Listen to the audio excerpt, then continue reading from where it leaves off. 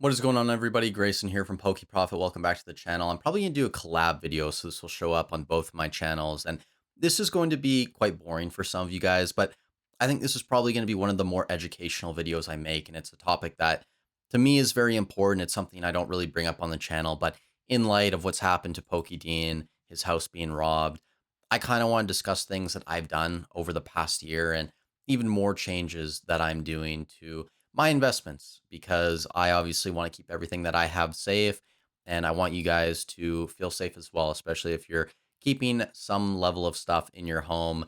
We're going to go over a list here.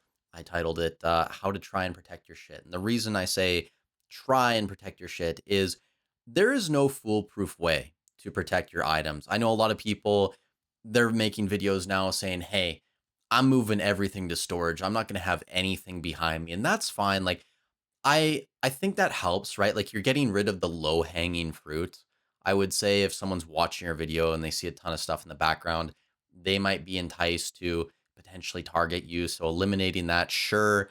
Like that's a very low pass filter in my opinion. The reality is if someone wants to target you and they know who you are, removing stuff from the background in your videos and moving stuff even into storage, right? Like that won't be enough. And I'll explain a couple things in detail in this video. Other things I don't want to talk about.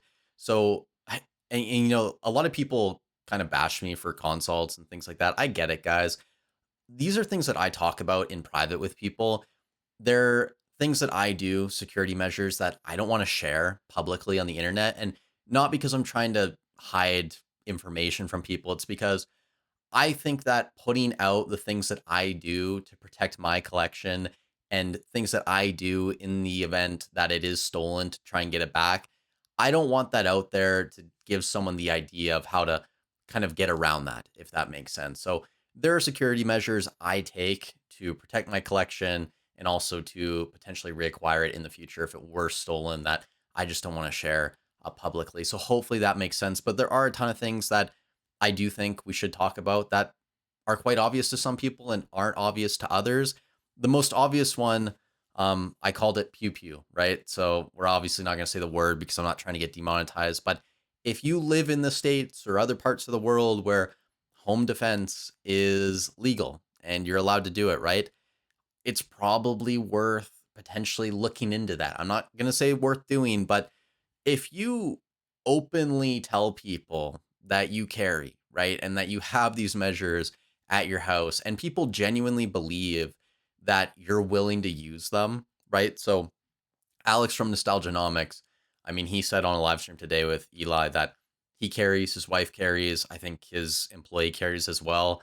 I genuinely believe Alex when he says that they carry, and he seems like a very competent person that would be able to utilize that if needed, right? So that's going to be probably the best deterrent, I would say, to preventing people from breaking into your home is just being willing to defend yourself, right? And it's obviously not going to be perfect, foolproof. Again, like if someone wants to rob you, they're going to. And there's this common misconception in some of these videos too, and I'll touch on this later, that this is all like just very low level um criminal activity. And I'm sure a lot of it is, but I also believe that some of this is probably quite organized and highly thought through. So even having that level of defense isn't going to prevent everything, right? So just keep that in mind. But definitely, self defense is going to be a massive deterrent. I kind of look at it as, um, kind of to use a poker analogy, if someone's over bluffing you, right? Eventually, you need to start calling more. So if these thieves believe that they can just break into anyone's home and nobody's going to do anything about it, why would they stop doing it? They can just continue breaking into people's homes, stealing their stuff, getting away with it. That's great. If we got to a point where people unfortunately were deleted and they did this, right? You would have criminals looking at that and going, maybe I shouldn't be doing this. And obviously, I'm not advocating for any form of violence here. Obviously not. But the reality is that would definitely deter people from trying to break into people's homes. So if that starts to get to kind of a balance where there is no EV, if we want to continue the metaphor there, that would definitely prevent a lot of people from breaking into homes. But outside of that, insurance is an obvious one. I've actually just signed a deal with an insurance company to sponsor the channel. That's going to start later on in the year. They're um they're legit. Talked to the owner. Seems like a great guy. Canadian company. They're going to be offering packages in the States later on in the year, and that's kind of why we're waiting to start promoting, just because they want to be in line in the States as well. So people that are watching from there could potentially use their services. But I think insurance in general, incredibly important. All my stuff, wherever it's located, is insured up to kind of the maximum that I'm allowed to do. And outside that, security cameras, that should be obvious. Front and back door, even inside your rooms, right? Your home office, have a camera there. Vaults and safes, I mean, these should be obvious. If you have a massive vault that's 2 tons, 3 tons, it's bolted to the floor, it can be pretty difficult to move something like that. Now, for a lot of people, that's just not going to be realistic. But for somebody who has hundreds of thousands of dollars in sealed product, it might be worth doing that. And even on a lower scale, smaller scale, a safe, right? Just for some graded cards at least could be useful, especially if they're hidden safes. It's worth doing. Outside that, don't tell people that you're investing or collecting in TCGs or anything for that matter, right? If it's graded video games, ungraded video games, rare cards, books, comics, whatever it is, like just don't tell people. The more people you tell, and even if it's people around you, right? Like your parents, your other family members, brother, sister, cousins, your neighbors, word can spread, even if it's not done maliciously. Word can get around. So the less people you tell, the better. Now, I think probably the most obvious change that most people could make is getting a PO box. This was something that I did a while ago. It's great. Nothing comes to my home address now except for like a few packages from people that I really trust in the hobby. So that's another thing too I didn't write down on the list. I would make note of basically anyone who does have your home address. So for me, like the pizza guy's been here before. The people who used to deliver packages like way back in the day when I had another business before my PO box, they would know where I live. All those guys I do trust, though. I actually know a lot of them personally. But again, like make a mental note of anybody you think who has your home address, because even with the Pokey Dean situation, there are a lot of people saying that, hey, this might have been an inside job, right? Like this was probably someone who was fairly close to you. I'm not convinced that's the case. I think that's kind of like the obvious conclusion to come to. But at the same time, Dean's a very public figure. You had people in the comment section saying that they could find his address. I don't know if that's like UK law and needing that um, published somewhere because you own a business, right? I'm not exactly sure how it works there, but if you could find his address, wouldn't be that hard. It wouldn't have to be someone who knew him very closely. But using a PO box, not telling people your address, keeping a log or a mental note of who you know knows where you live, that could be important too. On top of that, if you are going to use a PO box, it's kind of useless to use one if your billing address is your home address. And I know some credit cards, some companies, they're not going to let you use a PO box as a billing address. I use it now, purchasing from pretty much every company. I don't have issues. So that's something that I would recommend. I'm not entirely sure if random stores you buy from online can see your billing address. I've had some people say they can, some maybe they can't. I'm not exactly sure. But again, it's just another layer of security. If you can do it, why not doing it? A couple other important things too: don't do meetups in your car. And even if you're driving to a meetup and then you're going to do a meetup somewhere in person, right? It's very easy to be tracked. And this is kind of why all these people saying they're moving stuff into storage, it's kind of silly to say that that is somehow safer. I mean, I understand if it's in a facility where there's security 24/7, yeah, it probably is safer, but you could still be tracked there, right? It's not like moving it there prevents people from understanding or figuring out where you have your stuff stored, if that makes sense. Because a lot of people, they can track your vehicle, right? If they find out where you live, they could be watching you. It's the same thing if you do a meetup in person. Someone can find your license plate number. And then from there, they could probably figure out where you live. And it would just be very easy, right, for people to get more information on you. So what I recommend, if you are going to do a meetup in person, I mean, the furthest extent you could go is just use someone else's car or rent a car, right? But if you have to use your own car, I would probably just park a distance away where you make sure the person's not going to be able to see you walk off. And this might seem crazy to some people to have to do this, but these are just things that you should be doing in general, right? Like a lot of people don't really know how to move. And again, like if someone really wants to get you, you're going to get got. Like even if you take all the precautions in the world, if someone's really planning things out, the unfortunate reality is you're probably not going to be able to avoid it. But these are things in general, like changing the route you take, driving to work or walking to work, even if it's by a couple blocks, like that's a very smart thing to do. Making sure that people can't get information if you can easily hide it, right? Like it doesn't take too much effort to drive a block away, park, and then go to a meetup, right? It's going to take you an extra couple minutes. Maybe I understand if it's a ton of stuff, if you're in a sketchy area too, like I get it. There are things that you should consider, but for most people, these should all be very easy things that you can do. A more difficult thing, and this maybe only applies to personalities on the internet like myself or very well off people, other public figures, purchase under an alternative name, right? So another family member who maybe has a different last name, who maybe lives in a different town, that could be possible.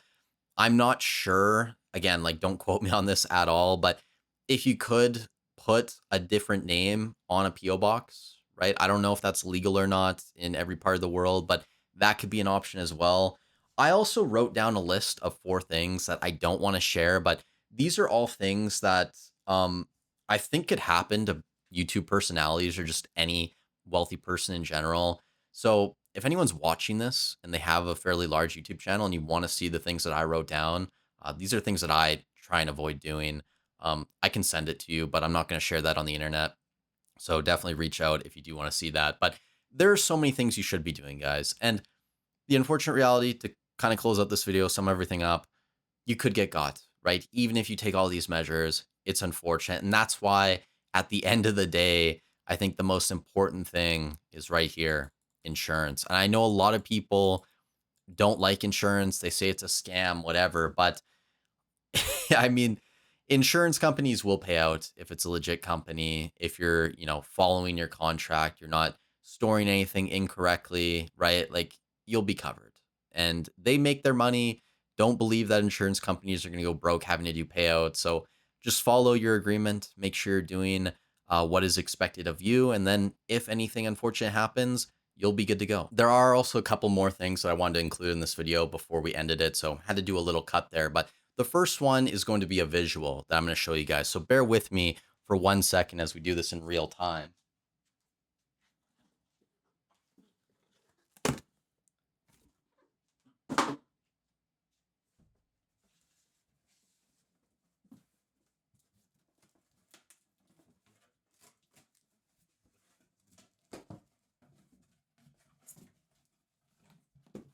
Empty.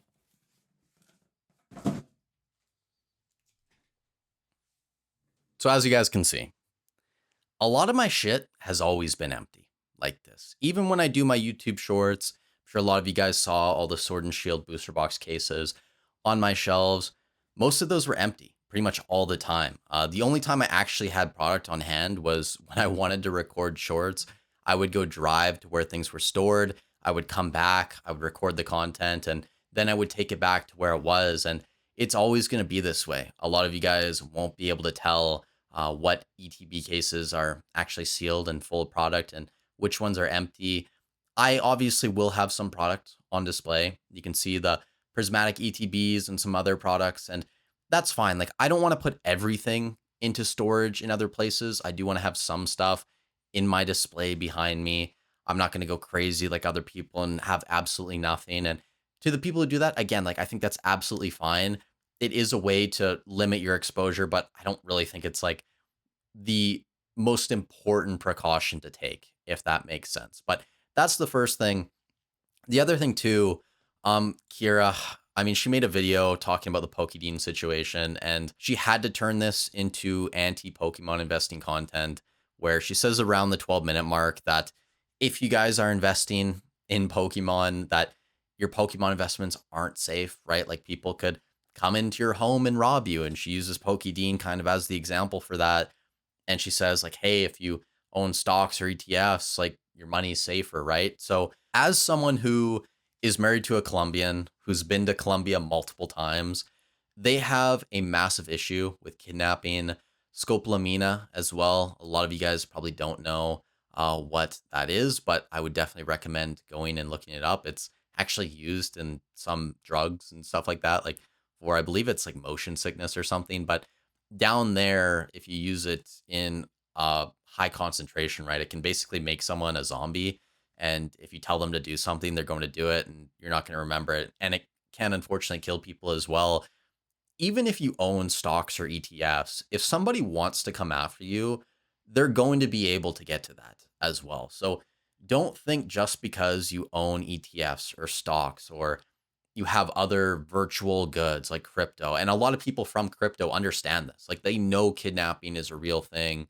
They know that scopolamina and other drugs like this do exist. It's just the people that only invest in stocks and ETFs and people who really haven't been kind of outside like the Western world don't really think about these things, right? And maybe that's just my bias saying that, but I really do think a lot of people need to realize if someone targets you, they're going to be able to get to the vast majority of your shit because the vast majority of you guys do not take the precautions necessary. Myself included, by the way, too. Like if someone really wanted to target me, they would be able to get to probably all of my stuff. Like I've tried to do a really good job at preventing myself from being directly connected to certain parts of my investment, if that makes sense. Like I don't want to go any deeper explaining kind of how I do that. I would in private to some people, but on the internet, it's something that I don't really want to do. But there would be ways, right? Like if someone really wants to get to you, they can. And again, that's kind of why I feel like the most important thing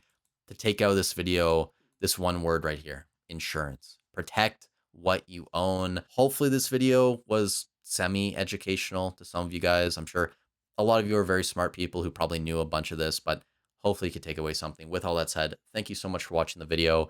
Stay safe wherever you are in the world, and I'll catch you in the next one.